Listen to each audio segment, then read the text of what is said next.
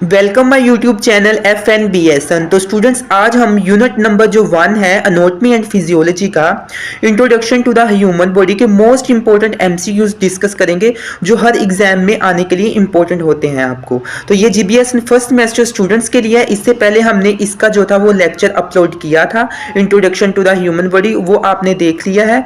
तो आज हम मोस्ट इंपॉर्टेंट जो है वो MCQs डिस्कस करने वाले हैं।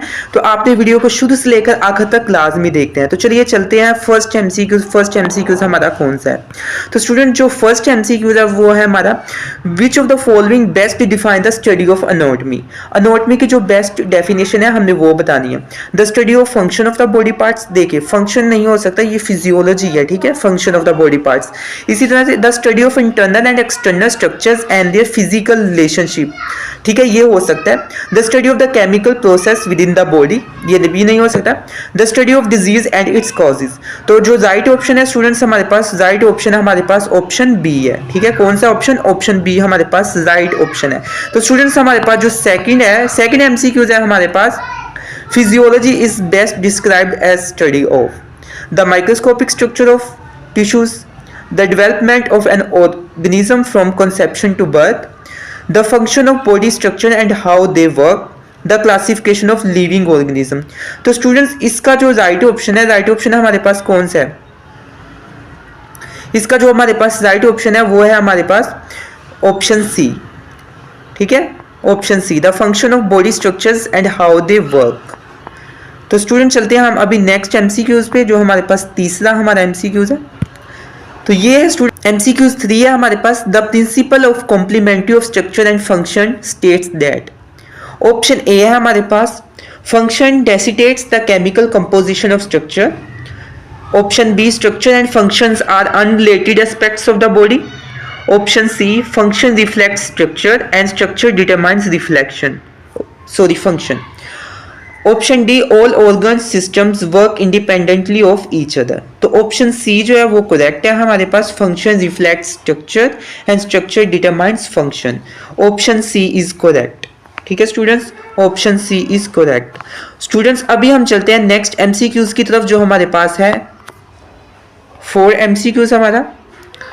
Which of the following represents the highest level of organization in the human body? तो highest हमारे पास लेवल कौन सा होता है ऑर्गेनाइजेशन का? तो वो ऑर्गेनिज्म लेवल होता है। तो ऑप्शन डी जो है स्टूडेंट्स वो हमारे पास करेक्ट ऑप्शन है। ऑप्शन डी जो है वो हमारे पास क्या है? करेक्ट ऑप्शन है, ठीक है, ऑप्शन डी। तो स्टूडेंट्स अभी हम नेक्स्ट में चलते हैं। नेक्स्ट में हमारे पास है MCQs number 5। A group of similar cells that perform a specific function is known as, ठीक है, a group of similar cells।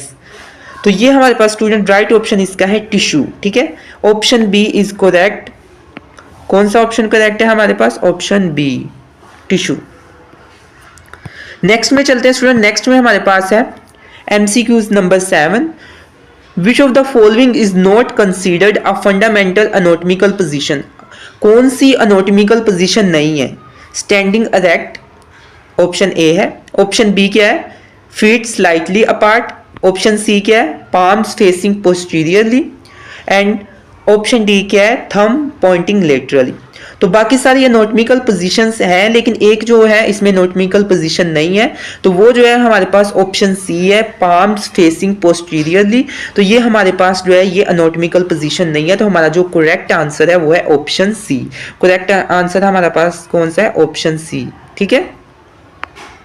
तो स्टूडेंट्स अभी हम चलते हैं नेक्स्ट, हमारा MCQs है MCQs number 7। A plane that divides the body into superior and inferior parts is called a. तो ये स्टूडेंट्स हमने लेक्चर में डिस्कस भी किया था, लेकिन जो इसका जो राइट ऑप्शन है वो है ट्रांसवर्स, जिसको हमने हॉरिजॉन्टल प्लेन भी कहा था, ठीक है। तो ट्रांसवर्स हॉरिजॉन्टल प्लेन बॉडी को किस तरह से डिवाइड करता है? हमारे पास सुपीरियरी एंड इन्फीरियरी, ठीक है। तो राइट ऑप्शन क्या है स्टूडेंट्स हमारे पास? Transverse horizontal plane, option C correct. Next चलते हैं। नेक्स्ट स्टूडेंट्स हमारे पास MCQs है।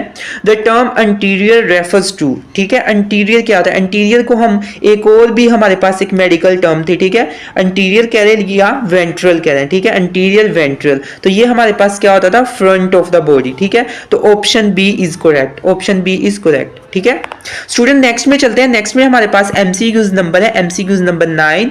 Which one of the following which of the following body cavities contains the heart and lungs.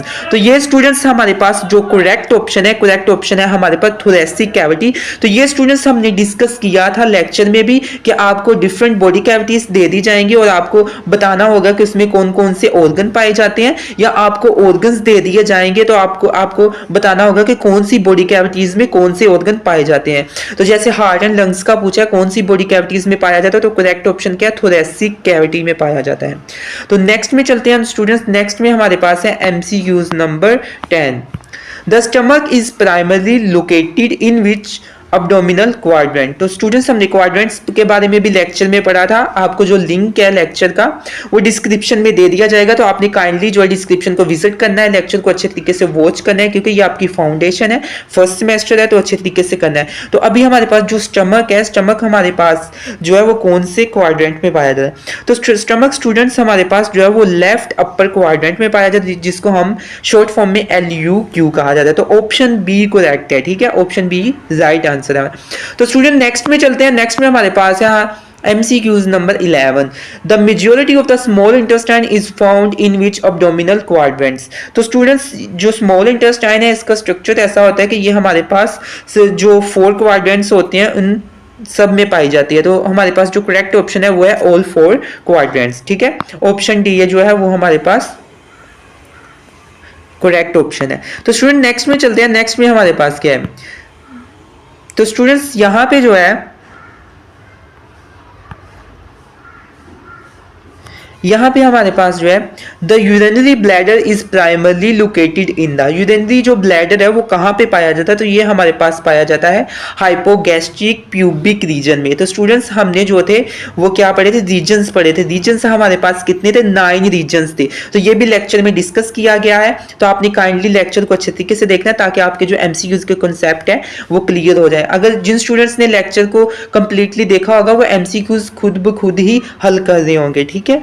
तो स्टूडेंट नेक्स्ट में चलते हैं। नेक्स्ट में हमारे पास क्या है, तो नेक्स्ट में हमारे पास 13 MCQs है। The liver is predominantly situated in the, कौन से रीजन में पाया जाता है, ठीक है। तो हमको ये बताना है कि लीवर कौन से प्रोडोमिनेंटली, तो जो स्टूडेंट्स हमारे पास लीवर है, लीवर हमारे पास राइट हाइपोकॉन्ड्रिक रीजन में पाया जाता है। तो आपने ये लाजमी याद रखना है, ठीक है, राइट हाइपोकॉन्ड्रिक रीजन्स। तो रीजन्स हमारे पास कितने होते हैं स्टूडेंट्स, 9 होते हैं। तो स्टूडेंट नेक्स्ट में चलते हैं। नेक्स्ट हमारे पास कौन सा MCQ है, ये मोस्ट इंपोर्टेंट MCQ है। The appendix is typically found in that. Appendix जो है स्टूडेंट्स आपके पास जो है अपेंडिक्स जो है वो कौन से रीजन में पाई जाती है, ठीक है।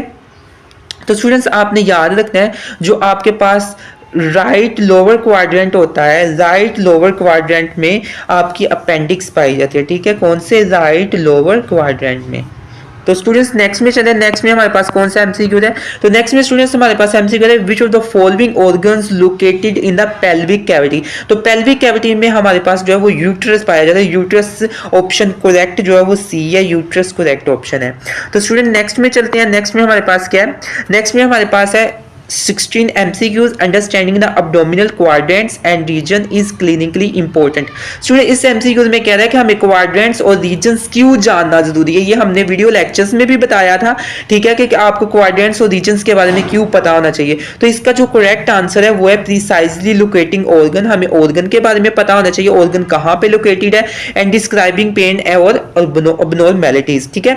आपको पेन के बारे में भी पता, मतलब कि जिस रीजन या जिस क्वाड्रेंट्स में आपको पेन हो रहा होगा तो हम क्या करेंगे, एंटिसिपेट कर पाएंगे कि ये किस क्वाड्रेंट या किस रीजन में पेन हो रहा है। तो ये किसकी पेन हो सकती है, किडनी पेन हो सकती है, ठीक है, और किसकी हो सकती है, स्टमक पेन हो सकती है, एटसेट्रा एटसेट्रा। तो ये था हमारे पास MCQ नंबर 16। अभी हम स्टूडेंट चलते हैं MCQ नंबर 17 पे। तो स्टूडेंट्स MCQ नंबर 17 है the mid sagittal plane divides the body into, ठीक है। तो सैजिटल प्लेन के बारे में हमने पढ़ा था, ये डिवाइड करता है हमारे पास अंटीरियर एंड पोस्टीरियर पोर्शन में डिवाइड करता है। ऑप्शन बी है सुपीरियर एंड इंफीरियर पोर्शंस में डिवाइड करता है। ऑप्शन सी है equal right and left portions में डिवाइड करता है। ऑप्शन डी है unequal right and left portions में। तो स्टूडेंट जो करेक्ट आंसर है वो है हमारे पास equal right and left portions में। तो स्टूडेंट नेक्स्ट में चलते हैं। नेक्स्ट में हमारे पास कौन है, MCQ नंबर 19 है the term proximal means. Proximal means का क्या मतलब है, closer to the origin of the body part. तो स्टूडेंट स्टूडेंट्स ये हमारे पास राइट ऑप्शन है, ठीक है, ऑप्शन नंबर सी। तो नेक्स्ट में स्टूडेंट चलते हैं, नेक्स्ट में हमारे पास है